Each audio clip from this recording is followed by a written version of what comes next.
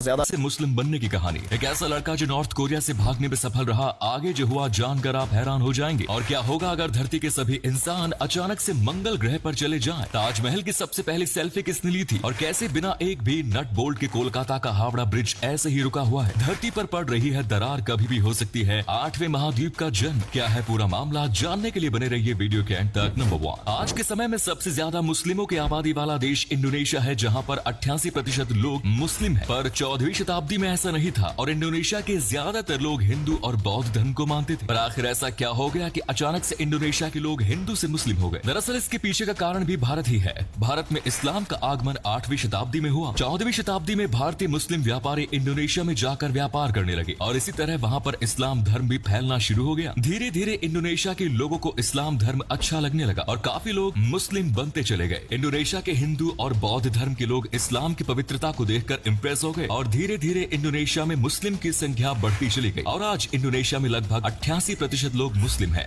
North Korea, जिसको धरती का नर्क भी कहा जाता है, और यहाँ के रहने वाले लोग किम जोंग उन से बहुत ही ज्यादा परेशान है। किम जोंग उन छोटी सी गलती करने पर लोगों को बहुत ही बुरी तरीके से टॉर्चर करवाता है। पर क्या होगा अगर कोई नॉर्थ कोरिया से भागने में सफल रहे? दरअसल ऐसा ही हुआ था कुछ समय पहले, जब ओह चोंग सॉन्ग नामक लड़का वहाँ से भाग निकला। उसने नॉर्थ कोरिया के ट्रैफिक का नियम तोड़ा और नॉर्थ कोरिया में ट्रैफिक के नियम तोड़ना जुर्म माना जाता है। बस इतने से काम के लिए उसको फांसी की सजा मिलने ही वाली थी, पर वो अपने पिताजी की गाड़ी लेकर बॉर्डर पर चला गया। जब वो बॉर्डर पार कर रहा था तो उसको सोल्जर्स ने देख लिया और काफी गोलियां उसके जिस्म में उतार दी, लेकिन फिर भी वो बॉर्डर पार करने में सफल रहा। नंबर 3, आप लोगों ने अभी तक केवल 7 महासागरों के बारे में सुना होगा, पर अब 7 नहीं बल्कि 8 महासागर होने वाले हैं। जी हाँ, अफ्रीका के इथोपियन डिजर्ट में एक नए महासागर का जन्म हो रहा है। दरअसल यहाँ पर 2005 से एक बहुत ही बड़ी दरार बन गई थी और ये दरार 2005 से लगातार अब तक बढ़ती जा रही है और ये दरार 10 दिन में इतनी ज्यादा हो गई है कि कुछ ही सालों के बाद अफ्रीका भी एक महाद्वीप बन जाएगा। एक महासागर को बनने में करोड़ों साल लग जाते हैं, लेकिन अफ्रीका में कुछ अलग ही हो रहा है और वैज्ञानिकों का मानना है कि अफ्रीकन प्लेट, अरेबियन प्लेट और सोमाली प्लेट ये एक दूसरे से बहुत जल्द अलग हो जाएंगे और इसी के चलते हैं अफ्रीका भी एक नया महाद्वीप बन जाएगा। और ऐसा होने में ज्यादा समय नहीं लगेगा क्योंकि यहाँ पर बहुत ही तेजी से गहरी दरारें पड़ती आ रही है। नंबर 4, एलॉन मस्क जो कई सालों से लोगों को मार्स पर भेजना चाहते हैं, वो ऐसा जल्द से जल्द करेंगे। चलिए मानते हैं अगर हम धरती के सभी लोग मार्स पर चले जाएं और पूरी धरती खाली हो जाए तो धरती पर क्या होगा?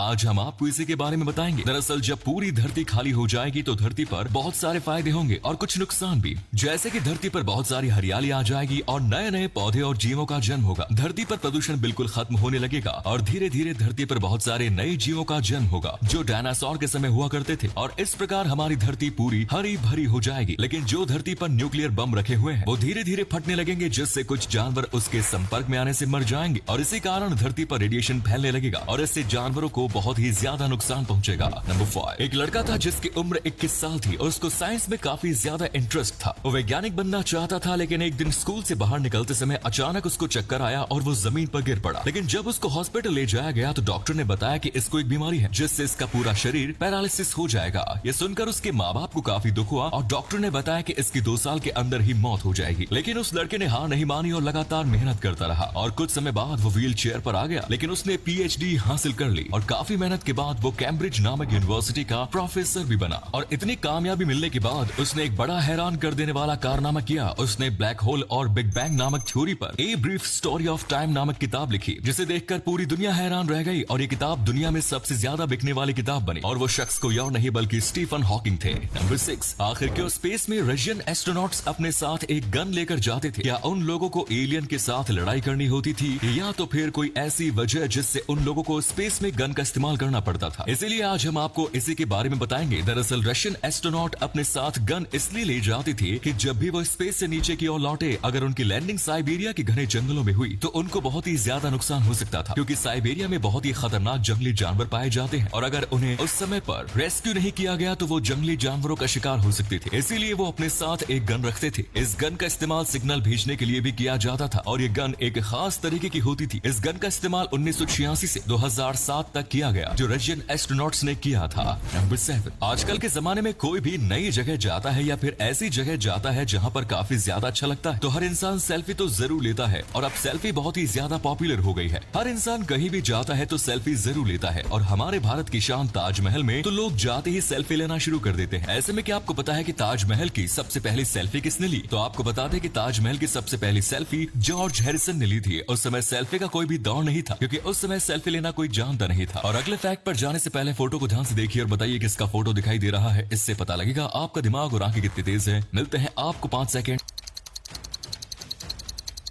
नंबर 1, कोलकाता का हावड़ा ब्रिज। इसका नाम तो आप लोगों ने सुना होगा, जो इसकी सारी चर्चा दुनिया में है, क्योंकि ये ब्रिज बहुत ही मजबूत है और इसके ब्रिज को बने 80 साल से भी ज्यादा हो गए, पर ये ऐसे ही टिका हुआ है। और हैरानी की बात तो यह है कि इस ब्रिज में एक भी पिलर नहीं है और फिर भी ये टिका हुआ है। पर जिस ब्रिज में पिलर नहीं होते वो ज्यादा दिन तक नहीं चल पाते और गिर जाते हैं, लेकिन इसमें तो एक भी पिलर नहीं है। फिर आखिर ये क्यों नहीं गिरा, चलिए जानते हैं। दरअसल ये जब ये ब्रिज बनाया जा रहा था तो इसमें पिलर लगने वाले थे, लेकिन गवर्नमेंट ने कहा कि इस ब्रिज को बनाना है तो इसमें पिलर मत लगाओ, क्योंकि इसके नीचे से जाने वाले शिप रुक जाएगी। और कहा कि अगर पिलर नहीं लगे होंगे तो इसके नीचे से बड़ी शिप आसानी से निकल जाएगी, और इसी कारण इसमें पिलर नहीं लगाए गए। और बात करें इसकी मजबूती की तो इसमें बढ़िया स्टील और उस समय के सबसे बढ़िया इंजीनियर बुलाए गए थे, और इसी कारण ये आज तक टिका हुआ है। धन्यवाद।